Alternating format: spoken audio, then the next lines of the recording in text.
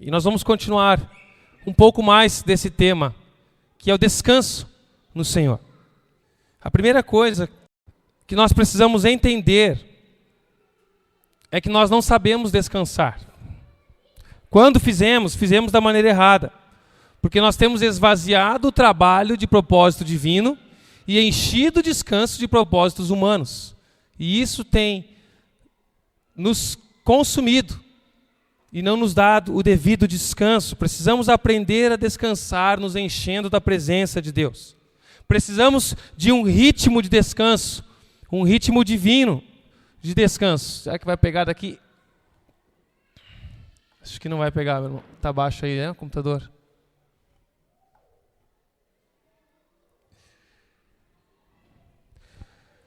E precisamos aprender que descansar é um ato de confiança. Isso é um resumo da semana passada. Nós vimos semana passada que Deus instituiu um padrão desde a criação. E depois Ele registra esse padrão dentro da sua lei para o seu povo.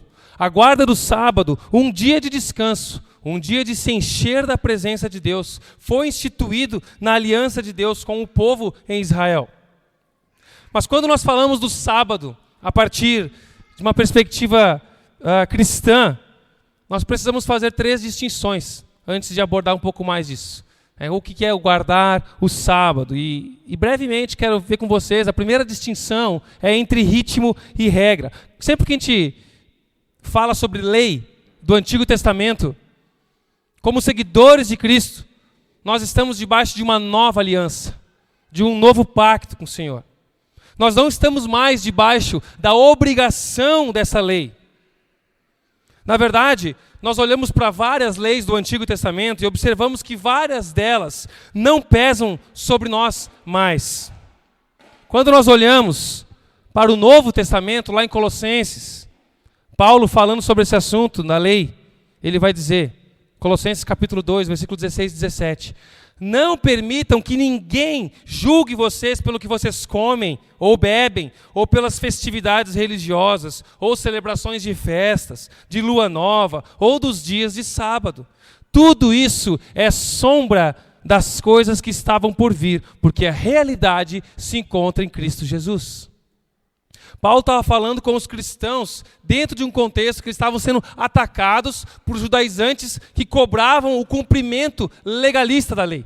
Tem que fazer isso, rigorosamente. Paulo está falando para esses irmãos assim, fiquem em paz, meus irmãos. Tudo isso da lei é uma sombra. Existe uma realidade muito maior. Nós seguimos a Jesus Cristo, que é o Senhor do sábado. E Ele nos ensinou que o sábado foi feito para o homem, e não o homem para o sábado. A lei, a regra, ela passou. Mas existe um princípio, um padrão, um ritmo divino estabelecido por meio destas leis. Quando Deus estabeleceu o trabalho, Ele já estabeleceu o descanso. E existe um privilégio nosso no sábado. Existe um descanso necessário. E entendam, quando eu falo sábado, eu estou falando do dia de descanso, do 7º dia, do Shabá, o dia de descanso. O ritmo funciona. Como nós vimos semana passada, o ritmo de subtração, onde nós paramos um dia para subtrair da nossa agenda, tirar da nossa agenda aquilo que nos afoba, aquilo que nos sufoca, aquilo que consome a nossa vida e consagrar, santificar, separar um dia para o Senhor, para que Ele adicione dele em nossas vidas, para receber da presença e do poder de Deus. Tiramos da nossa agitação para ganharmos do seu descanso. Esse ritmo foi estabelecido na criação para todos nós, e nós devemos desfrutar dos benefícios disso. A segunda distinção é a diferença entre legalismo e liberdade. Sempre que nós falamos sobre leis do Antigo Testamento, como evangélicos cristãos que creem em Jesus Cristo, alguém vai dizer, nós não estamos mais debaixo da lei. Nós dizemos, graças a Deus por isso, nós não estamos mais debaixo daquele legalismo, daquelas regras. Nós agora estamos colocados em um ambiente de liberdade. E de fato isso é verdade, glórias a Deus por isso. Louvado seja o Senhor. E foi dentro de um contexto assim que Paulo falou para os cristãos de Gálatas, lá no capítulo 5, versículo 1. Ele diz para nós também, permaneçam firmes na liberdade para a qual Cristo os libertou. Não se submetam a jugo de escravidão. Ou seja, não precisamos fazer dessa legislação um peso, como se o nosso relacionamento com Deus dependesse primeiramente da nossa obediência a alguns mandamentos. A Bíblia está dizendo no Novo Testamento que nós somos chamados para nos relacionar com Jesus Cristo, com Deus, por meio da liberdade que há em Cristo Jesus. Mas o apóstolo Paulo sabia que no momento que ele falasse de liberdade, os cristãos transformariam isso em libertinagem, em abuso. E é impressionante como nós somos assim. Tentando evitar o peso da lei no ensino, na nossa vida, nós erramos e tratamos o conselho divino, a palavra de Deus, a orientação do Criador, como se fosse uma simples sugestão de um influencer. Ele diz ali, mas faço o que eu quero. Jesus, lá no Sermão do Monte, ele está pregando justamente contra o legalismo, falando sobre exceder a lei, todo o seu discurso, pregando contra o legalismo religioso, porque regras não mudam vidas. A transformação é de dentro para fora, e não de fora para dentro pelo comportamento. E a gente sofre como igreja porque a gente quer mudar o comportamento das pessoas e não pregar o evangelho, amar, para que Deus transforme o coração, e isso se reflita também no comportamento. Só que a gente ilustra isso na nossa vida de diversas formas, dizendo que ninguém vai ser salvo por frequência de culto. E é verdade ou é mentira? É verdade. Ninguém vai ser salvo por dar o dízimo certinho. E é verdade ou é mentira? É verdade. Ninguém vai ser salvo por trabalhar na igreja mais.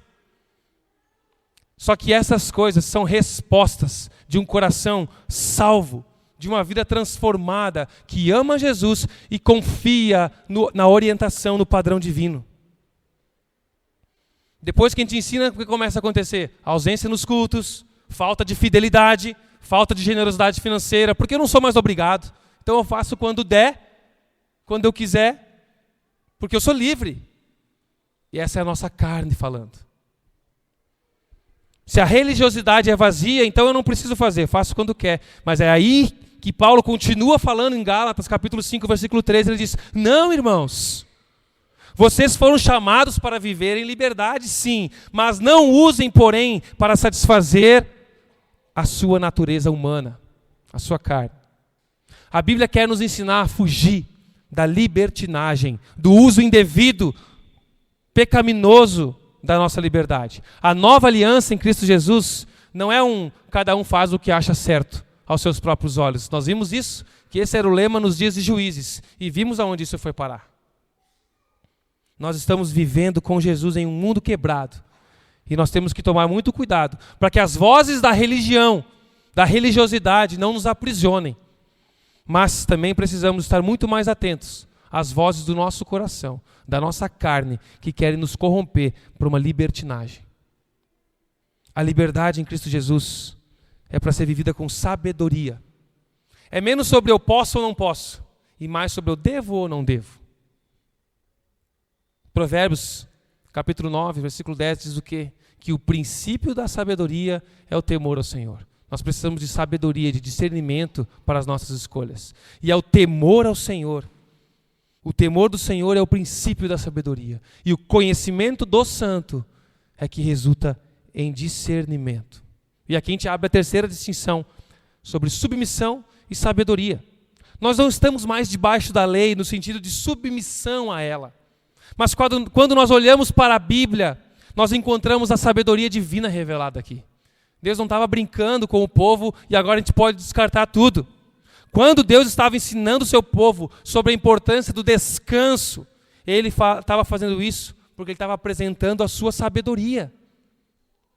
Existe sabedoria divina na lei, em toda a lei. Nós não somos aqueles cristãos que olham para o Antigo Testamento como quem diz: essa aqui é uma ilustração passada.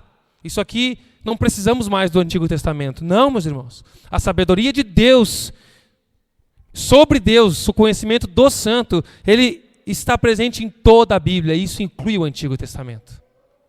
Como seguidores de Cristo Jesus, nós precisamos aprender a usar o Antigo Testamento. Não como regras, como lei, como manipulação, mas como princípios, como sabedoria divina. Então alguém pode se perguntar, se a lei não é uma regra para ser obrigatoriamente cumprida, para que ela serve na minha vida? Ao olharmos para o Shabá, que nós estamos falando sobre o descanso, nós encontramos o caráter redentor de Deus. A lei do sábado revela sobre o caráter redentor do nosso Deus. E ela aplica para a nossa vida essa redenção, como nós cantamos. Você sabe o que é redenção? Uma palavra gospel, né? Palavra que a gente ouve no meio das igrejas. Redenção, no contexto bíblico, refere-se a um ato de libertação, de resgate de algo ou de alguém que estava numa situação de escravidão, de dívida ou cativeiro. Lembram de Boaz, que redimiu Ruth, que estava numa situação difícil de vida. Ele a resgatou, a redimiu, casando-se com ela, como o parente mais próximo e resgatador. E essa ideia, ela está profundamente ligada à obra de Deus em favor de toda a humanidade. Tanto no Antigo Testamento, quanto no Novo Testamento. A palavra redenção implica num custo, num valor, um preço que é pago para restaurar a liberdade ou a posição original. E agora, falando mais sobre a lei do descanso. Eu quero mais uma vez convidar você a fechar seus olhos para a gente orar. E levar nosso pensamento cativo ao Senhor. O Senhor nos ensina na Tua palavra pelo poder do Teu Espírito. Tira de nós as distrações, os ruídos, a inquietude, que possamos ser conduzidos pela Tua presença, pela Tua sabedoria, a sabedoria que há em Ti, na Tua palavra, pelo Teu Espírito. Em nome de Jesus. Amém. A lei do descanso apresentada na Bíblia fala claramente sobre um descanso para o corpo. Nós precisamos disso. Nós estamos fisicamente cansados. Nós trabalhamos 5, 6, 7 dias por semana, noites de trabalho. Alguns aqui trabalham 40 horas, outros 44, outros 50, até 70 horas de jornada numa semana. Isso consome as nossas energias, mas a sabedoria divina diz que existe descanso para o nosso corpo. Nós precisamos aprender a confiar na palavra de Deus e desfrutar do descanso do Senhor. E olhando para a lei do dia do descanso, nós podemos ver primeiro que existe ali uma redenção da idolatria em nossas vidas. Quando o Senhor deu os 10 mandamentos, onde inclui o honrar o sábado, Ele estava fazendo um trabalho de redenção da idolatria daquele povo dele. Pense um pouco. Aquele povo hebreu que cresceu, chegou como uma família lá no Egito, levada por José, levou sua família num tempo de crise, e aquele povo foi crescendo e virou uma multidão de gente, e se formou naquela região do Egito, tendo contato com o que havia de mais tecnológico e desenvolvido no mundo moderno daquela época. O que tinha de mais top no mundo estava ali no Egito. Só que ali também havia muita idolatria. Cada desenvolvimento, existia deuses para tudo. Pelo menos 10 deuses principais ali na região, fora os deuses regionais. Era Deus da lavoura, o Deus da água, o Deus do sol, o Deus disso, daquilo. Para tudo que era feito, era por causa de algum Deus. E o povo cresceu com essa mentalidade, vendo grandes obras, construções, cidades, conquistas, de guerras, de vitórias atribuídas a deuses. Os israelitas viveram mais de 400 anos sob essa influência e um treinamento, entre aspas. Quando Moisés é chamado para tirar o povo do Egito, ele chega e fala para Deus: mas Deus, quem eu vou dizer para o povo que tu és? Porque tem tantos deuses, vou dizer que um Deus me chamou para tirar vocês. Quem eu vou dizer que é? Aquele povo já tinha perdido a memória do Deus de Abraão, da presença do Deus deles. Seria mais um Deus? A memória da presença de Deus estava se perdendo, tinha se perdido. Esse povo estava servindo e sofrendo num mundo onde a idolatria mandava por tudo.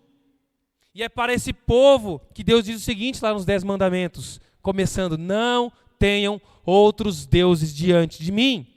Não façam para vocês nenhum ídolo na forma de qualquer coisa na terra, ou das águas, ou debaixo da terra. E a primeira coisa que o Senhor está dizendo para esse povo é: eu sou o Deus que tiro vocês do Egito. Vocês não vão ter nenhum outro Deus. E da mesma maneira que eu tirei vocês do Egito, agora vai ter um processo para tirar o Egito de vocês. A primeira coisa que tem que ir embora da vida de vocês é a idolatria que vocês estão trazendo com vocês. Vocês estão saindo do Egito, mas o coração de vocês pensa como um egípcio. O modo de pensar é como os egípcios. E é exatamente isso que acontece com a gente. Nós somos encontrados, salvos por Jesus Cristo, a nossa vida é transformada, a gente começa a tem um encontro com Jesus, começamos a ver mudança na nossa vida, temos a consciência da presença, da realidade da presença de Deus e de Jesus Cristo. Estamos olhando para Deus com novos olhos, com um novo coração, e somos impactados pela realidade da presença dEle, pela generosidade, pela grandiosidade, pelo amor, pelo perdão. E somos profundamente gratos por isso nos rendemos a Ele. Mas aqueles vícios do passado, aquelas idolatrias do nosso mundo, que perseguem a nossa vida de diversas maneiras, continuam ali por perto. E ainda que a gente tenha entregado a nossa vida a Jesus Cristo, e dito que Ele é nosso Senhor, que só existe um Deus verdadeiro, nós também estamos sendo redimidos desse mundo e das paixões desse mundo que insistem em morar em nós, que nos arrodeiam. O nosso Deus precisa tirar o mundanismo do nosso coração. O nosso modo de pensar igual à nossa cultura. Nós precisamos experimentar esse movimento redentor do nosso Deus. Em Cristo Jesus nós encontramos salvação. Mas Jesus vem trabalhando aos poucos na nossa vida, trabalhando na nossa vida para que esse mundo saia também do nosso coração, do nosso mindset. E quando nós olhamos para esse mundo, o que nós encontramos nos nossos dias? O que nós encontramos? Qual é o padrão desse mundo? Idolatria, de diversas formas. Eu não me refiro somente à adoração a uma imagem. O nosso mundo secularista, naturalista, sequer tem dificuldade até de acreditar em divindades sobrenaturais. Mas a idolatria se refere a quem governa o seu coração. Um jornalista escreveu um livro sobre trabalho, sobre o trabalho mesmo. E ele disse o seguinte: algumas pessoas adoram a beleza. Não existe mais um santuário para Afrodite, para os outros deuses, né? Nós temos hoje templos de 24 horas com luzes, com equipamentos modernos para o Deus da beleza, para o Deus do seu corpo, onde você cultua ali o seu corpo, a beleza. Não existe mais templos para animais, hoje são pet shops. Nada contra o seu petzinho, mas o seu coração idólatra do seu pet. E existem templos de diversas maneiras. Templos para os seus veículos de 4 rodas, templos para os seus instrumentos musicais, templos para os seus hobbies, templos para os seus calçados, templos para as suas vestimentas. Existe templos de tudo que é tipo de ídolo, tentando tomar o seu coração. Algumas pessoas adoram beleza, diz esse jornalista, outros adoram identidades políticas, outros adoram seus filhos, mas todos adoram alguma coisa.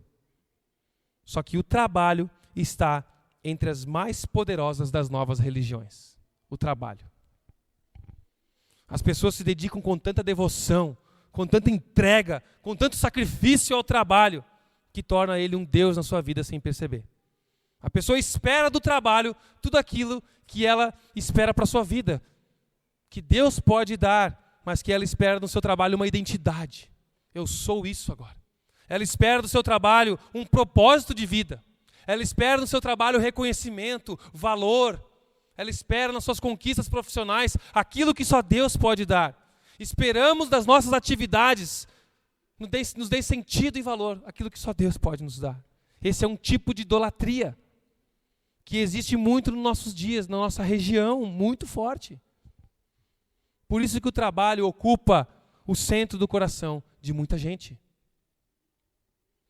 Durante toda a sua existência, não foram 400 anos no Egito, Talvez são 10 anos em Carlos Barbosa, 20 anos na Serra Gaúcha, a vida inteira por aqui, 40 anos no Rio Grande do Sul, no Brasil. Toda a sua vida você vive numa sociedade que faz do trabalho a coisa mais importante da vida. E por isso não existe mais tempo para parar. Como eu vou parar? Como é que eu vou parar de ser devoto ao meu Deus? É nele que eu encontro o meu valor, é nele que eu encontro o meu propósito, é nele que eu encontro o meu reconhecimento, é nele que eu ganho bênçãos para o meu conforto e meu lazer. É o meu trabalho que me dá tudo isso. Não posso parar. E se você não tem condições de parar, de desacelerar, é porque tem outro sentado no trono do seu coração. A idolatria do trabalho se torna a idolatria da ocupação. Nós somos ocupados o tempo todo. Parece até bonito. Soa até bonito dizer, né? Estou ocupado. Alguém te chama para fazer alguma coisa? Não, eu estou ocupado. Como se você não está ocupado. Vai curtir. Eu estou ocupado. Não tenho tempo.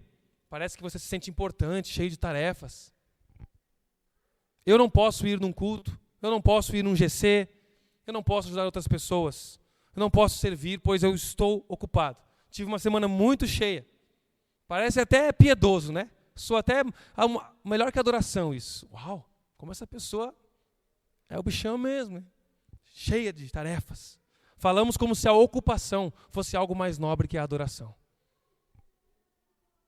Eu ouvi de um estudo feito numa faculdade, onde eles chamaram alguns alunos aleatoriamente.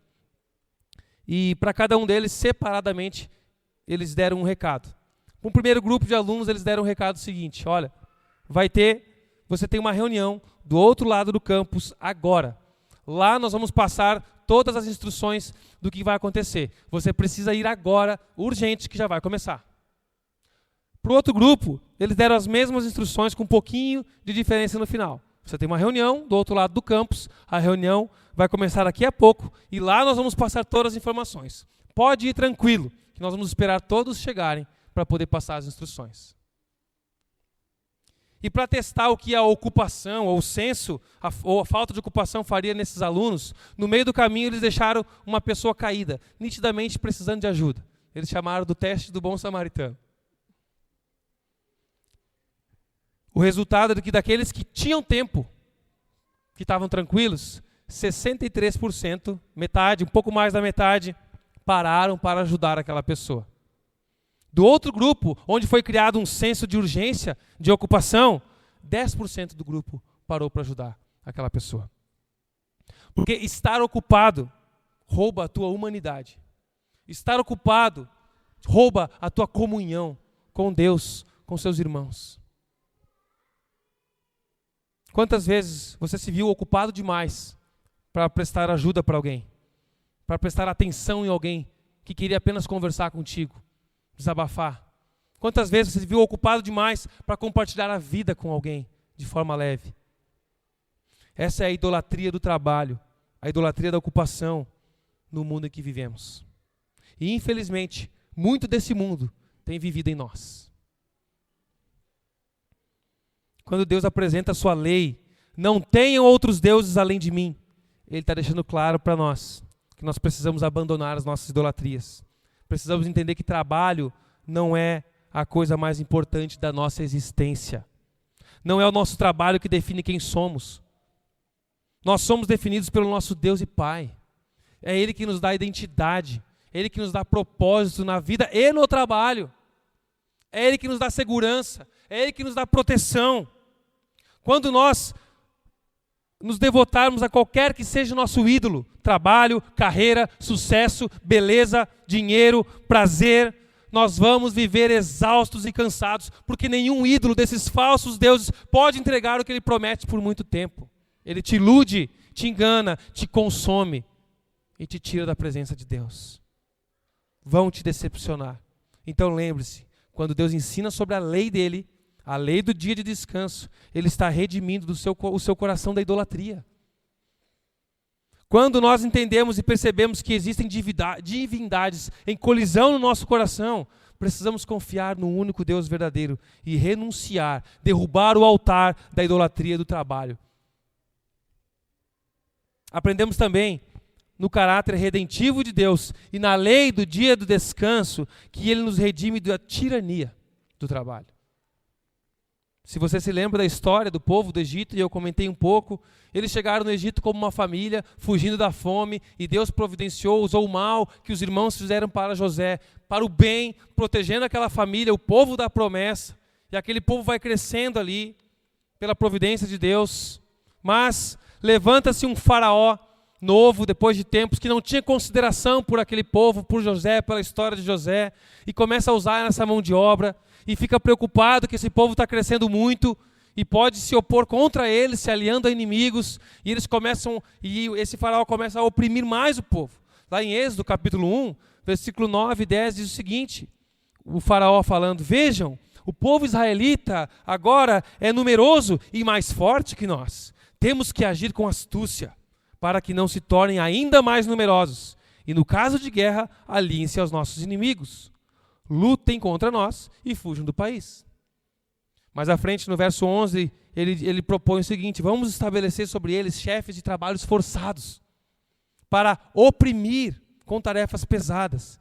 E assim, os israelitas construíram para o faraó as cidades celeiras de Pitom e Ramsés. Esse povo foi levado para o Egito por Deus. Superaram a crise, mas agora estavam sendo usados pelo faraó como máquinas de trabalho. Eles estão sendo oprimidos. A mão pesada do faraó está sobre eles. E uma tirania se levanta. Eles são oprimidos. Eles vão trabalhar para o faraó, o falso deus daquele lugar. E conforme o tempo passa, a pressão da tirania fica pior. Porque eles vão crescendo mais. O texto bíblico diz que o Senhor abençoou o ventre das mulheres hebreias. E elas começaram a fecundar mais, a multiplicar mais, a ser prósperas nos partos, e o povo foi crescendo. E eles começam a ser sujeitos agora a uma escravidão cruel, humilhante, torturante. Versículo 13 e 14 diz: por isso, os egípcios os forçavam com crueldade e trabalho pesado. Tornaram a vida deles amarga, obrigando-os a preparar argamassa, produzir tijolos e fazer todo o trabalho nos campos. Eles eram cruéis em todas as suas exigências. Mais trabalho, mais pressão, sem condições, sem recursos. Numa vida onde o faraó é Deus e o faraó era considerado como um Deus na terra, numa vida onde o faraó é Deus, a escravidão é certa. A tirania vem e a vida fica amarga. A razão para se viver é perdida. Já não há prazer na vida, nem no trabalho. Mais à frente, no capítulo 5, versículo 8 e 9, o faraó fala sobre não reduzir a meta. Quando atingisse a meta, eles iam dobrar a meta. Porque aqueles hebreus tinham tempo de sobra. Afinal, eles queriam oferecer sacrifício ao Deus deles. Isso aí é papo de preguiçoso. Bora trabalhar. Se vocês estão querendo ir cantar aí, fazer cerimônia religiosa, é porque tem tempo para trabalhar. Ou seja, a tirania do faraó queria explorar, oprimir o povo e impedia eles de desenvolverem relacionamento com Deus, com Jeová. Não dá para ir para o culto, não dá para trabalhar, não dá porque tem que trabalhar, tem que produzir tijolos. Não dá para parar, eu não posso parar. Viver nesse mundo idólatra leva a gente a viver uma tirania do trabalho. Como o povo de Deus estava vivendo no Egito. Nós nos iludimos com o Deus do trabalho. E o que Ele começa a oferecer. É bom, eu posso ganhar mais, eu posso fazer um extra, eu posso fazer mais bicos e mais oportunidades. E isso está enchendo a minha casa. E olha só, apareceu mais uma oportunidade de um novo negócio. E eu vou abrir mais uma empresa. E eu vou fazer mais uma coisa aqui. E isso, ele vai te iludindo. Só que logo você começa a ser oprimido, pressionado. Começamos a viver uma tirania. Não existe nenhum faraó chicoteando, nenhum capataz chicoteando você. Mas no seu coração você se submete a essa tirania que diz: você tem que fazer, você tem que entregar, você é o responsável, essa demanda é tua, você tem que fazer mais, faça mais, comece mais um curso. Não pare agora, faz outra faculdade, faz outra pós, faz mais um mestrado, não pare, não reduza a marcha, você tem tempo sobrando, você é jovem, você tem vigor, não pare. Afinal, você tem mais o domingo ainda para trabalhar, você tem as noites ainda para estudar, todas. Você tem a madrugada, levante mais cedo, não pare. Faça tijolos, mais tijolos, levante cidades para o teu faraó, ignora os teus filhos, ignora o reino de Deus, o povo de Deus, ignora as pessoas, ignora a tua igreja, trabalhe para você, para o teu coração, construa cidades. Essa tirania que você começa a viver, sem perceber. Vivemos uma tirania pesada sobre a nossa cabeça que nos consome, mas nos iludimos com os confortinhos que ela traz. Estamos em casa, mas nossa mente está produzindo para o trabalho. Chegamos em casa, mas a nossa mente continua no trabalho. Estamos conversando com os nossos filhos, pensando em outras coisas, mexendo no celular, respondendo mensagens, e-mails, participando de reunião nas férias, porque nós temos que fazer, temos que produzir, temos que entregar. E a vida começa a ficar pesada, amarga. A boa notícia, para mim e para você, para mim, pelo menos que Deus nos oferece o Shabá, o descanso, um dia de descanso, um ritmo de descanso, uma forma de redenção. Pense um pouco, 400 anos de escravidão, 400 anos ouvindo, vocês não cumpriram a meta, não está bom o suficiente, faça mais, vocês vão ser espancados, vocês vão apanhar. De repente, Deus olha para aquelas pessoas e diz, eu vou tirar vocês daí, do Egito. E eu vou tirar vocês desse tipo de vida. Esse tipo de vida não foi para o qual eu te criei. Para essa tirania. E é por isso que Deus diz, em 6 dias, trabalhem. Façam seus trabalhos. Mas no 7º dia, esse dia vai ser para nós. Esse dia vai ser eu e você, a gente vai passear junto. Nossa família vai se divertir, vai curtir. Você vai falar de mim para os teus filhos. Nós vamos celebrar junto com seus irmãos na fé. Comer um espetinho de churrasco depois do culto. Eu quero encher o coração de vocês da minha presença. Você pode parar de trabalhar. Porque onde Deus é Deus, Deus governa. Há descanso. Deus não olha para os seus filhos, nós, como máquinas de trabalho. Nós não somos máquinas de produção. Somos filhos amados, redimidos, recebidos e cuidados e protegidos pelo Pai. Creia nisso. Ele está dizendo, o Shabá, eu quero que você se lembre de mim. Eu quero ter tempo com você. Imagina isso no ouvido daquele povo, com cicatrizes nas costas, que não sabe o que é feriado, o que é sábado, o que é segunda, o que é domingo. Só existe uma coisa, faça tijolos. Produza tijolos, empilhe tijolos. Faça mais, faça mais. Aproveite tudo. Agora eles estão ouvindo o amor de Deus dizendo, eu dou descanso para vocês. Eu dou da minha presença para vocês. Eu vou dar propósito para o trabalho de vocês. E eu vou dar de mim no descanso de vocês. A gente precisa sair da tirania da produção, irmãos. Jesus nos diz, o sábado foi feito por causa do homem. E não o homem por causa do sábado. Eu estou dando sábado para vocês que vocês descansem na minha presença. Todo sábado vai ser feriado santo. É isso que ele está falando. Vocês não vão trabalhar, não vão gastar tempo com outras coisas que não seja comigo. A tirania do faraó é a tirania do faça mais, da produção, do não pare. O senhorio de Deus é o do trabalhe sim, 6 dias, mas no 7º descanse e confie em mim. Busque a mim. Você foi feito para desfrutar comigo. Você foi redimido por mim para descansar em mim. E quando Jesus Cristo nos encontra, Ele também nos retira desse mundo. Ele nos tira da opressão desse mundo. Podemos aprender a não viver debaixo dessa tirania. O nosso Senhor Jesus Cristo não está inventando um mundo alternativo, paralelo, onde a gente se esconde, onde a gente pede demissão agora e vai viver de outro jeito. Não. No meio do caos, no meio desse mundo, cheio de faraós por aí querendo nos oprimir, nos dar conselhos mundanos, Jesus está dizendo, vem para o barco comigo. Se eu estou dormindo, descanse também. Relaxa, confie em mim. Vamos passar mais tempo juntos. para que a vida não seja amarga e pesada.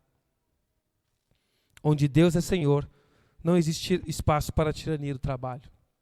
E nós podemos viver no ambiente de trabalho, sem sermos devotos do trabalho, sem viver debaixo dessa tirania. Uma das provas, uma declaração de que você está vivendo livre da tirania do trabalho, é quando você para viver no ritmo divino do trabalho e do descanso. Embora nós vivemos numa cultura de trabalho pesado, nós não precisamos viver debaixo da tirania dessa cultura. Nós podemos descansar e confiar e demonstrar para esse mundo o caráter de um Deus redentor. A nossa confiança num Deus que diz: confie em mim, descanse, desfrute. Nós somos redimidos da idolatria do trabalho. Somos redimidos da tirania do trabalho.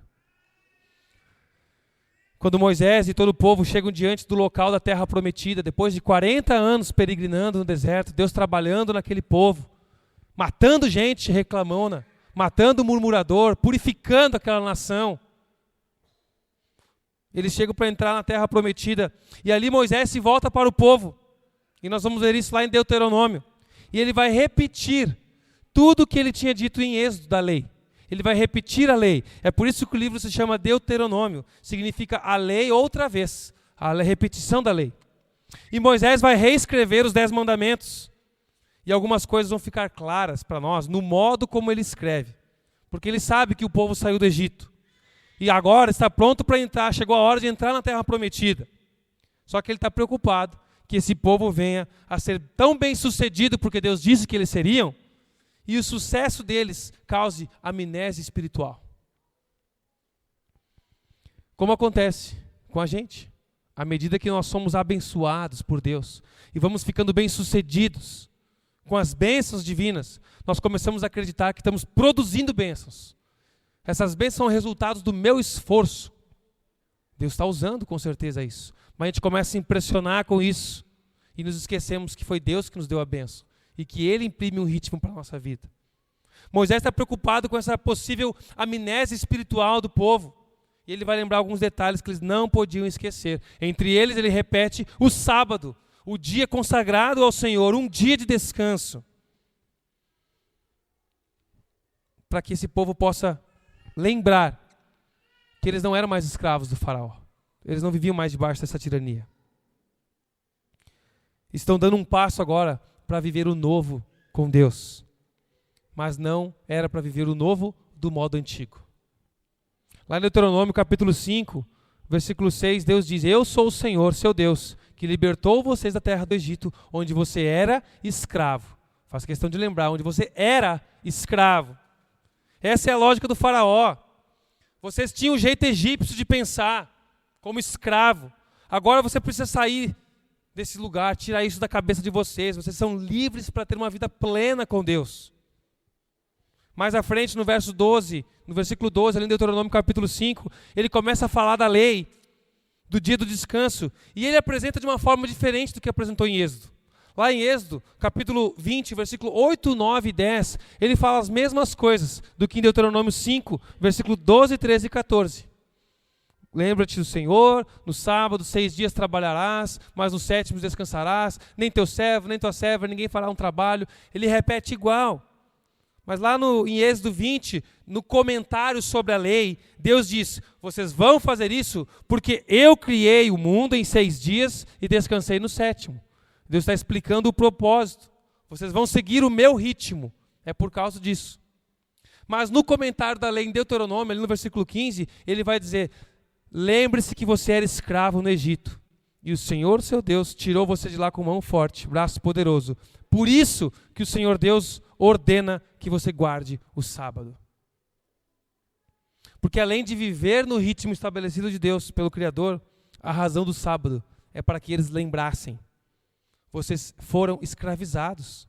Vocês foram os que trabalharam sem parar. Vocês foram os que viveram debaixo de uma tirania. Mas o Senhor os redimiu, os resgatou, os tirou desse estilo de vida, com sua mão forte, seu braço poderoso. E Ele te ordena que você guarde o sábado para lembrar disso, para consagrar a Ele, porque você não é mais escravo, porque você é livre e você tem um Pai que te sustenta e te cuida e te protege. O sábado se tornou um lembrete da redenção. Sem tirania, sem idolatria. O descanso que Deus deu para o seu povo, na sua sabedoria, era para tirar o padrão do faraó que existia dentro deles. Era para mim e para você tirarmos da nossa mente o padrão idólatra deste mundo. O padrão tirando dos nossos antepassados, da nossa cultura. Para que esse padrão egípcio, serrano, saia da nossa mente, seja removido do nosso coração e a gente possa se lembrar, a gente era escravo, mas nós somos resgatados, redimidos em Cristo Jesus para uma nova vida. Andamos tão exaustos, irmãos, tão cansados, porque na prática a gente sai do Egito, mas parece que o Egito insiste em ficar no nosso coração. E a gente precisa experimentar uma redenção prática todos os dias. O Evangelho não pode ser algo que você somente acredita. Eu acredito no Evangelho. Eu acredito em Jesus. Não pode ser algo que somente você afirma.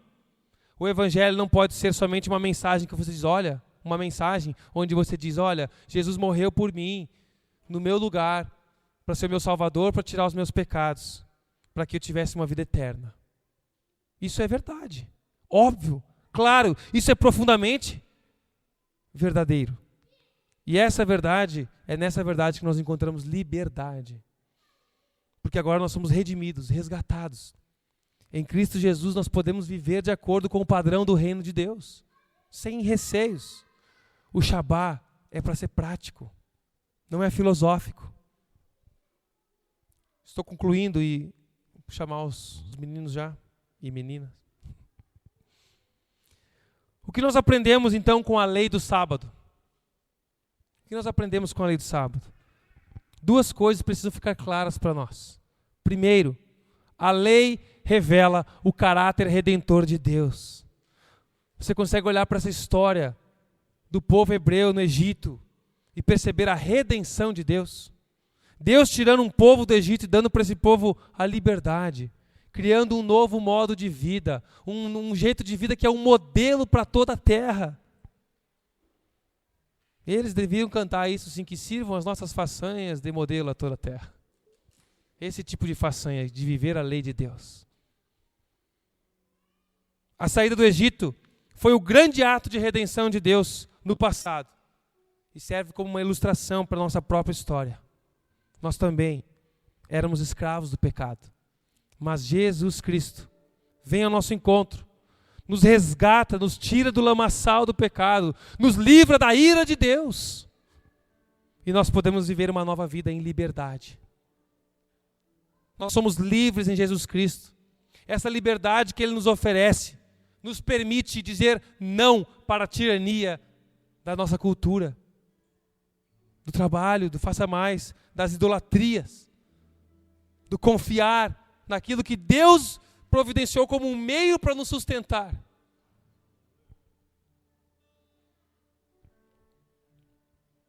Nós vemos na nossa geração isso, mas nós encontramos uma redenção no descanso também.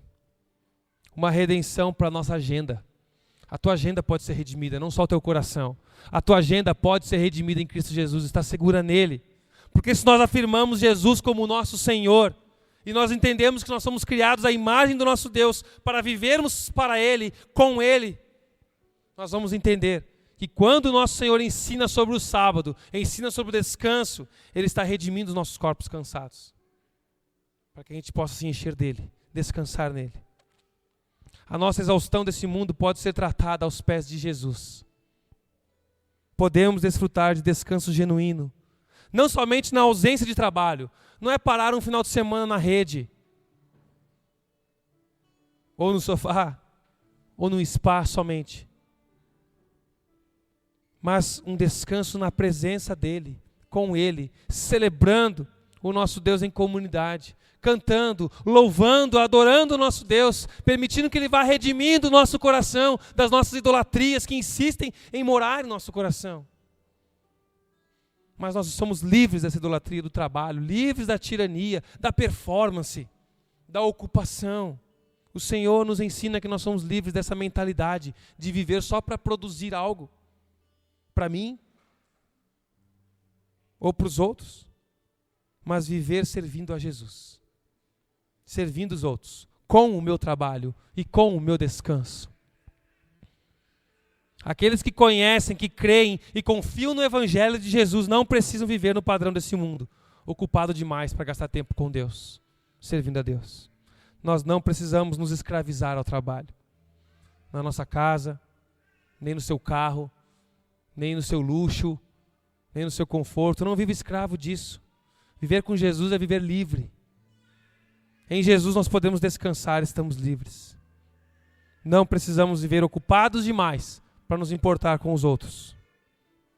A lei do sábado nos ensina que estamos livres, resgatados e podemos descansar em Deus. Jesus nos redimiu e oferece redenção para a nossa agenda também. Para a nossa agenda também. Mas precisamos consagrar a nossa agenda para Ele. Consagrar a nossa agenda a Jesus. Precisamos ter tempo para o nosso descanso com Ele, com o corpo de Cristo, com a igreja, porque na ótica de Deus isso aqui é descanso, isso aqui é renovo nele. Precisamos desfrutar dele. Jesus te deu um feriado todo domingo para você estar com Ele. Infelizmente não é realidade para todos que têm algumas rotinas de trabalho diferenciadas. Mas dentro da sua rotina diferenciada, da sua escala diferenciada, do seu padrão diferenciado, Deus diz igual: 6 dias trabalharás e um dia você vai consagrar para mim. Um dia é eu e você, a sua casa, a sua família, a sua igreja. Eu quero dar da minha presença para você. Isso não muda, independente da sua agenda. Consagre ao Senhor, coloca diante dele. Em Jesus nós temos descanso. Vamos orar? Senhor, muito obrigado, Senhor, porque a Tua palavra é viva, atual e prática.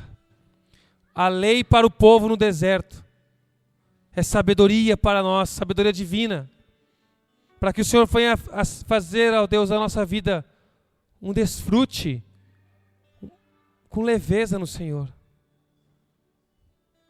Tem misericórdia de nós, Senhor, perdoa nossos pecados, perdoa porque nós não confiamos em Ti, na Tua palavra, mas nós nos apegamos àquilo que Tu nos dá, seja um trabalho, uma produção, uma empresa, um bico, uma herança, um investimento. Como nós somos iludidos por essas coisas, ó Pai. Tem misericórdia de nós, abre os nossos olhos para a realidade espiritual. É o Senhor quem nos sustenta, é o Senhor quem nos mantém de pé. Abre os nossos olhos para essa realidade, Deus. Para confiarmos no Senhor, consagrarmos a Ti a nossa agenda, servirmos ao próximo, amarmos nossos irmãos, servirmos ao Teu povo e servirmos ao Pai nessa cidade de diversas maneiras. Isso não diz respeito somente a trabalhar aqui no domingo em alguma área da igreja, mas a olhar para as pessoas, ó Pai, como carentes de redenção dos seus pecados, pessoas que andam exaustas e cansadas, porque vivem na tirania do faraó, vivem na tirania do trabalho, da ocupação. Mas o Senhor nos livrou, ó Pai, disso, nos libertou, para que possamos ser arautos que anunciam essa nova vida em Ti, Jesus, para esse povo perdido. A começar por mim, ó Pai. Me ajude a redimir a minha agenda ao Senhor, consagrá-la a Ti. Abençoe cada um de nós com a Tua presença hoje aqui, com a Tua paz, em nome de Jesus, ó Pai.